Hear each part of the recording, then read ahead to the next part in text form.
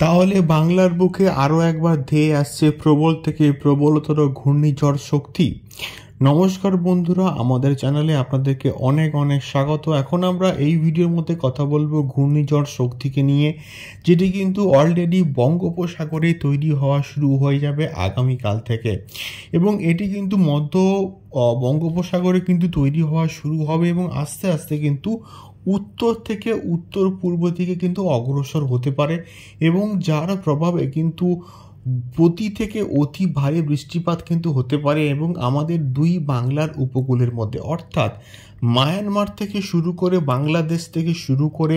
এবং আমাদের পশ্চিমবঙ্গের যে দীঘা উপকূল রয়েছে সেই এলাকার মধ্যে কিন্তু এই ঘূর্ণিঝড়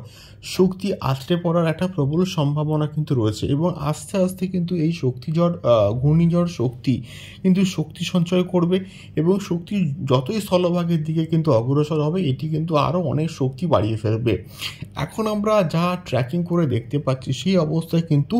ঘূর্ণিঝড় শক্তি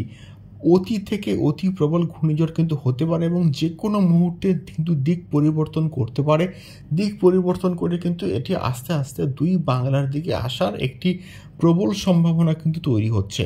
এটাই ছিল আজকের আবহাওয়া এবং ঘূর্ণিঝড় সাইক্লোন শক্তি সংক্রান্ত এক্সক্লুসিভ আপডেট, এবং আপনাদের মতামত অবশ্যই কমেন্ট বক্সে কমেন্ট করে শেয়ার করতে পারেন।